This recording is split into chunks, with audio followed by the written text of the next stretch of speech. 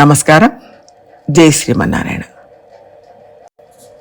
ఇంటి పని మగవారు సరి సమానంగా పంచుకోవచ్చా? ప్రస్తుత కాలంలో భార్య భర్త ఇద్దరు ఉద్యోగం చేయవలసిన పరిస్థితులు. ఉద్యోగం పురుషుల లక్షణం అన్న కాలం పోయింది. పోనీలో ఏదో వేణీళ్ళకు చన్నీళ్లు ఆడవాళ్ళు కూడా సంపాదిస్తే బాగానే ఉంటుంది అనే రోజులు కూడా పోయాయి. ఉద్యోగం మనిషి లక్షణం అయింది. చాలా సందర్భాల్లో భార్య సంపాదన ప్రధానం కాగా భర్త సంపాదన వేడినీళ్లకు చన్నీళ్లుగా మారిపోయింది. మరి ఇంటి పని కూడా పంచుకోవాలి కదా, ఖచ్చితంగా పంచుకోవాలి. కానీ ఇది వాళ్ళ కొత్త కాదు.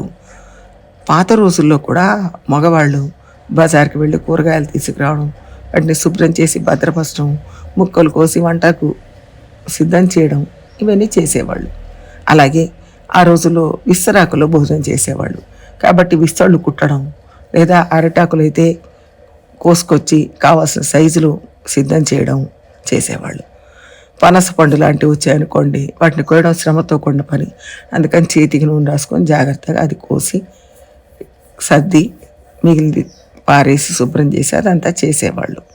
అలాగే బావి నుంచి నీళ్లు తెచ్చుకునేవాళ్ళు ఆ రోజుల్లో. అందుకని మగవాళ్ళే నీళ్లు చేది తీసుకొచ్చేవాళ్ళు.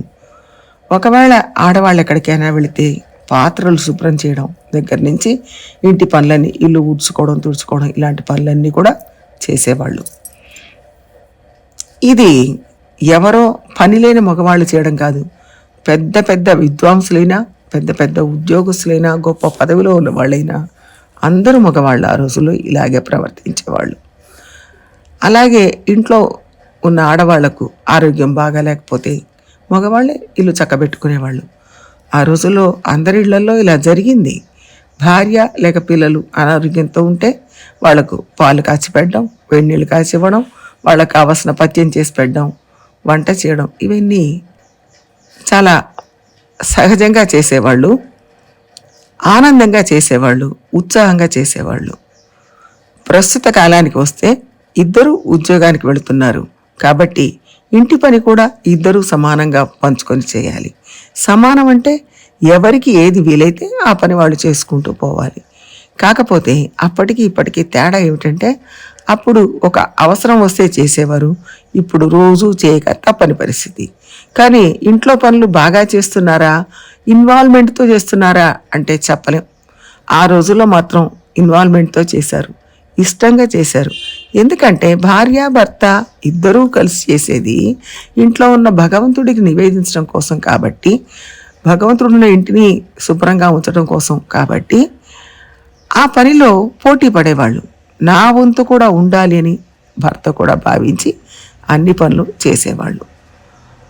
భగవంతుడు నివేదన చేయడం కోసం తయారు చేసిన ఆ పదార్థాలు ఇంట్లో అందరూ తినేవాళ్ళు, వచ్చిన అతిథులకు పెట్టేవాళ్ళు. కాబట్టి ఆ పనిలో పాలు పంచుకోవడం ఆనందంగా ఉండేది.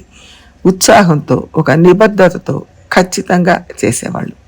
ఈ రోజులో కూడా ఇద్దరు కలిసి చేసుకుంటున్నారు. కానీ ఇప్పుడు చేసే పనులు తెలిసి చేస్తున్నారా, చేయవలసిన పద్ధతిలో చేస్తున్నారా, ఇష్టంగా చేస్తున్నారా, కమిట్మెంట్తో చేస్తున్నారా అంటే చెప్పలేం. చేస్తున్నారు, పని జరుగుతుంది. దీనికి కారణం ఏమిటంటే, ఈ రోజుల్లో చిన్నప్పటి నుంచి ఆడపిల్లలైనా మగపిల్లలైనా సరే ఇంటి పని చేయడం అలవాటు లేకుండా పోయింది. ఈ రోజులో చిన్నప్పటి నుంచి పిల్లలకు చదువు భారం పెరిగిపోయింది. తల్లులు కూడా పిల్లలకు పనులు నేర్పించడం లేదు. పెద్ద అయితే ఎలాగూ చేయక తప్పదు, అప్పుడు చెయ్యొచ్చులే, ఇప్పుడే ఎందుకు కష్టపెట్టడం అనుకుంటారు. మన ఇంట్లో ఉన్నన్నాళ్ళు సంతోషంగా ఉండని, పెళ్ళయ్యాక ఎలాగూ తప్పదు, వాళ్ళు చేసుకోవాల్సిందే కదా అని కూడా ఆడపిల్లలకు పనులు నేర్పించడం లేదు. కానీ అది మంచి పద్ధతి కాదు. వాళ్ళు నేర్చుకోవాలి, చిన్నప్పటి నుంచి నేర్చుకోవాలి. చిన్నప్పుడు నేర్చుకుంటే దాంట్లో ఒక ఆసక్తితో పాటు ఉత్సాహం ఉంటుంది. చక్కగా పెద్దవాళ్ళ పర్యవేక్షణలో నేర్చుకుంటారు. పెద్దయ్యాక వాళ్ళు సొంతంగా చేసుకునేటప్పుడు ఒక కంపల్షన్, నిర్బంధంతో చేస్తారు, ఒత్తిడి ఉంటుంది. అప్పుడు కొత్తగా నేర్చుకోవడం వల్ల ట్రయల్ అండ్ ఎర్రర్ మెథడ్లో నేర్చుకోవాల్సిన నిర్బంధం, అవి చెడిపోయినప్పుడు బాధపడడం ఇవన్నీ ఉంటాయి. అలా కాక చిన్నప్పటి నుంచి నేర్చుకుంటే అది సహజంగా అన్ని పనులు అలవాటైపోతాయి, కష్టంగా అనిపించదు. పెద్దయ్యాక నేర్చుకునేది అంత సక్రమంగా అమరదు. మగపిల్లలకైనా ఆడపిల్లలకైనా ఈ విషయంలో ఒకటే. అలానే పెళ్ళయ్యాక మగవాళ్ళు కూడా పని చేసేట్టుగా అలవాటు చేయాలి భార్యలు. చేస్తేనే పని అలవాటు అవుతుంది, లేకపోతే పని రాకుండానే పోతుంది. కొంతమంది ఆడవాళ్ళు చాలా ఉత్తమ ఇల్లాల అవార్డు పుచ్చుకోవాలనుకుంటారు. ఏంటో భర్తకు ఏ కాస్త పని చెప్పరు, అన్నీ వాళ్ళే చేసుకుంటారు. కానీ ఆ ఓపిక ఎంతకాలం ఉంటుంది? కొంతకాలానికి ఓపిక తగ్గుతుంది, అవసరాలు మారుతాయి. కాబట్టి భర్త కూడా కొన్ని పనులు చేయగలిగి ఉండాలి, అన్ని పనులు చేయగలిగి ఉండాలి. ఆ ఓపిక లేనప్పుడు ఒక అవసరం వస్తే అనారోగ్యంతో బాధపడుతుంటే ఆయన ఏమీ చేయలేరు, చేయడం రాదు. ఒకరోజు కాకపోతే ఒకరోజు ఏదో అనారోగ్యం వస్తుంది, ఊరికి వెళ్ళాల్సి వస్తుంది. అలాంటప్పుడు ఆయన ఏమీ చేసుకోలేక ఇబ్బంది పడతారు. ఇంకోటి ఆమెను కూడా ఇబ్బంది పెడతారు. కాబట్టి మొదటి నుంచి, అంటే పెళ్ళైనప్పటి నుంచి ఇంట్లో మగవాళ్ళు పనిచేయడం తప్పనిసరి. అలాగా భార్యలు కూడా అలవాటు చేసుకోవాలి. అలవాటు లేకుండా అప్పటికప్పుడు చేయమంటే చేయలేరు.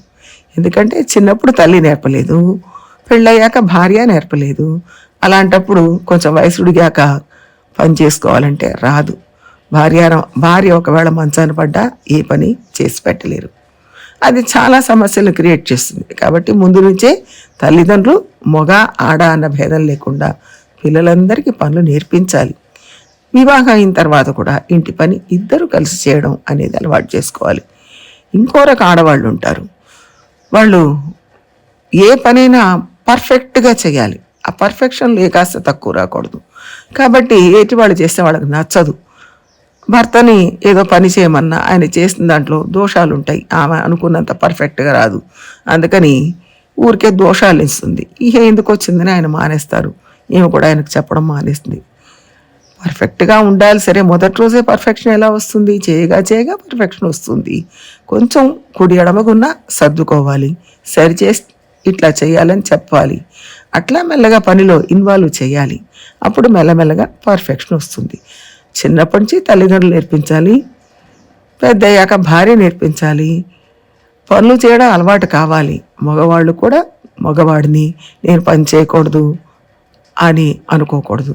అన్ని పనులు అందరూ చేస్తేనే అవుతాయి. కాబట్టి ఇంట్లో ఏ పని తక్కువ ఎక్కువ అనుకోకుండా మన ఇంటి పనులు మనకు కావాల్సిన పనులు కాబట్టి చేసుకోవాలి. ఇంటి పనులన్నీ ఆడవాళ్ళకే కేటాయించాలి అని అనుకోకూడదు. అది ఇద్దరి బాధ్యత. ఖచ్చితంగా ఇద్దరు కలిసి చేసుకోవాలి. ఇది వాళ్ళ కొత్తగా వచ్చిన విషయం కాదు, పాత రోజుల్లో కూడా ఉంది. కాకపోతే రూపాంతరం చెందింది, అంతే తేడా. ఈ రోజుల్లో తప్పనిసరిగా ఉంది. పనులలో చేసే విధానంలో కొంచెం తేడా ఉండొచ్చు, వాటిని గమనించి సర్దుకుపోవాలి. కాబట్టి ఆడ మగ అందరూ పనిచేయాలి. మగవాళ్ళు పనిచేయడం తప్పు కానే కాదు. జై శ్రీమన్నారాయణ.